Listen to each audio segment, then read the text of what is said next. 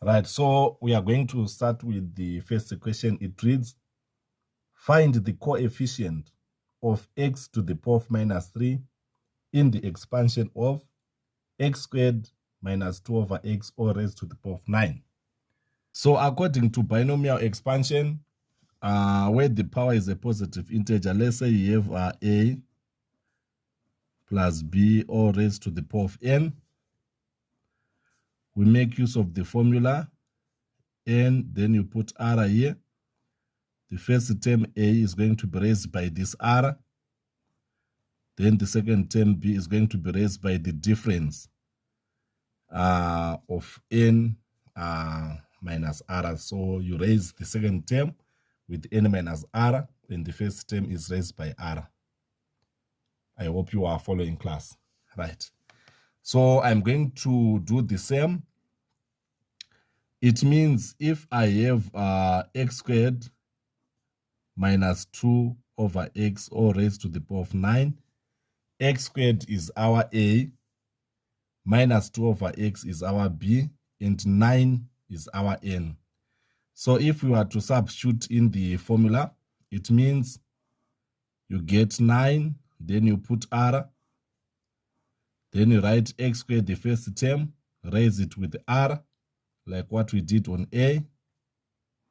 Then you say minus 2 over x is going to be raised by the difference of 9 and r. So you write 9 minus r, something like this. I hope you are following class. Right. So the coefficient of x to the power of minus 3, let that coefficient be represented by a constant like k.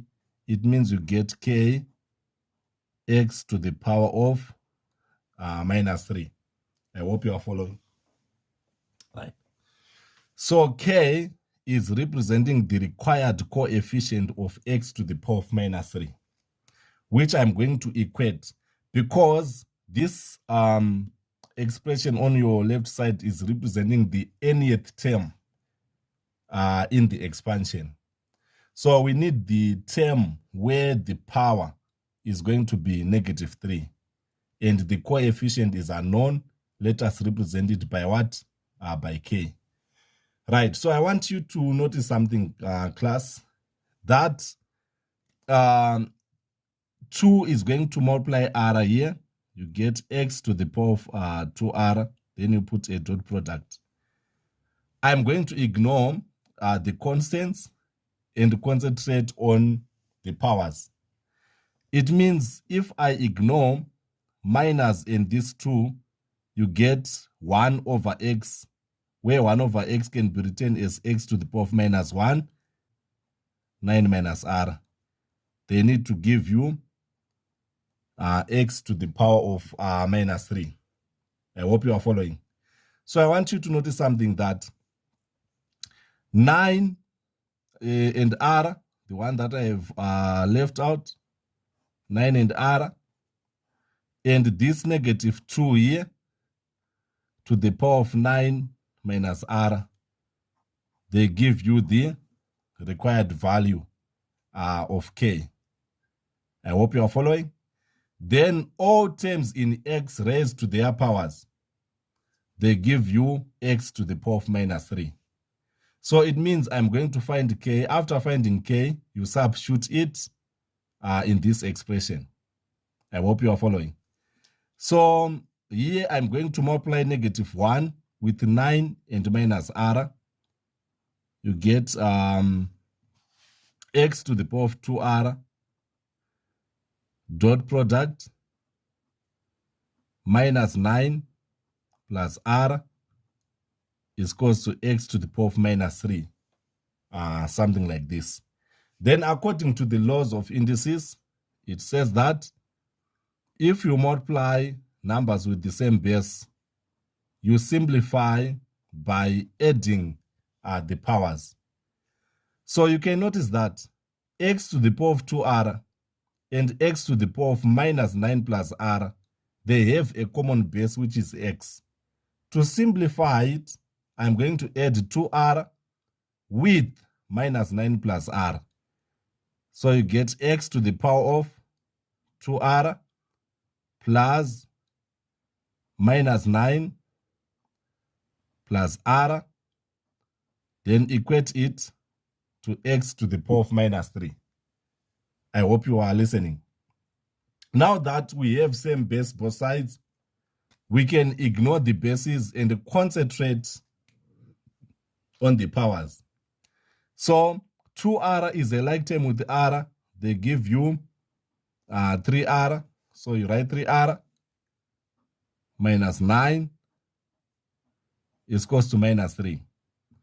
Then you put minus 9 to the right side. You get minus 3 plus 9, where minus 3 plus 9 is good as 6. So you are now saying 3r is equals to 6. I hope you are following, class. So if 3r is equals to 6, divide both sides by 3, you get r is equals to 2. So the value of k is going to be obtained when r is equals to 2.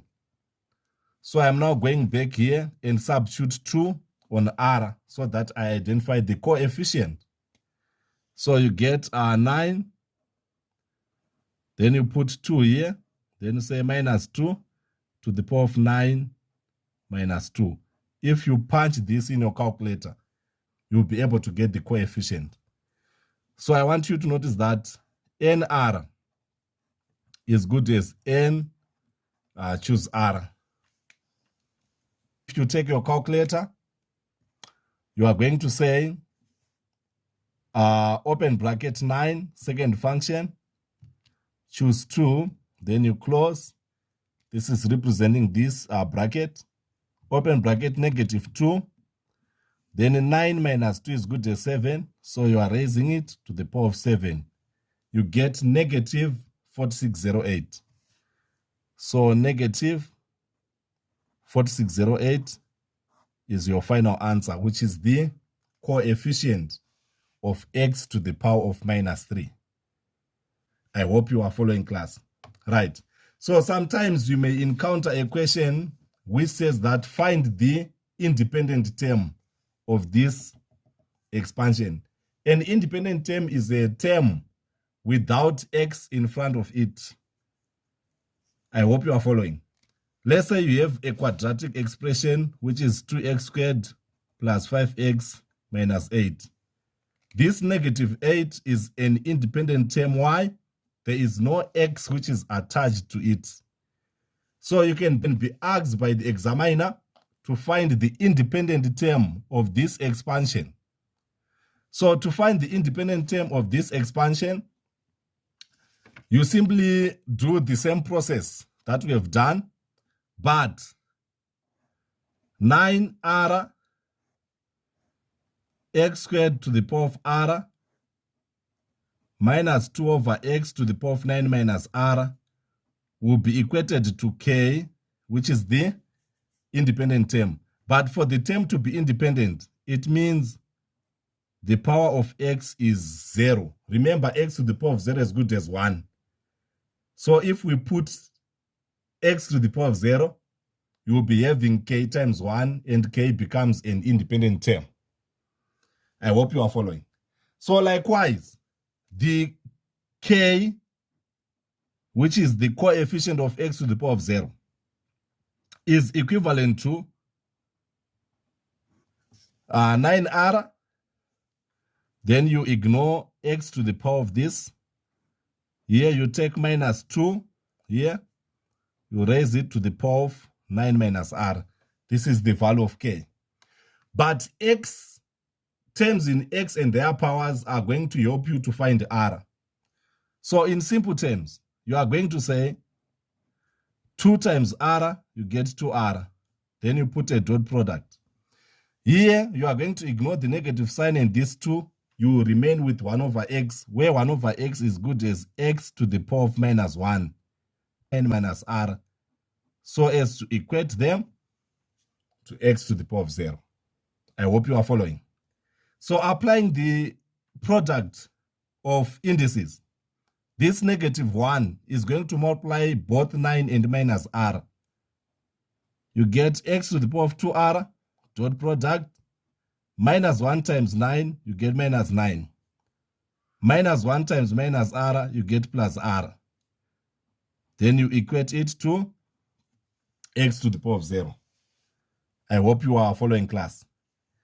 Right, so according to the laws of indices, if you multiply numbers with the same base, you add the powers. So here, I'm going to say 2r is going to be added with minus 9 plus r, then you equate it to x to the power of 0. Now that we have same base both sides, you ignore the bases and concentrate on the powers. So 2r plus r are like terms. They give you 3r. Then you write minus 9 equated to 0. You get 3r is equals to 9. Divide both sides by 3. You get r is equals to 3. Meaning to say that the independent term, which is the one without attached to x, is located when r is equals to 3. So you simply put r is equals to 3 in this k value. You get 9, 3 minus 2 to the power of 9 minus 3. Then you punch this in your calculator. 9, 3 means 9 combination of 3. Then you close your bracket. Then you say minus 2. Then 9 minus 3 is good as 6. So to the power of 6, you get 53, 76. So if you are to expand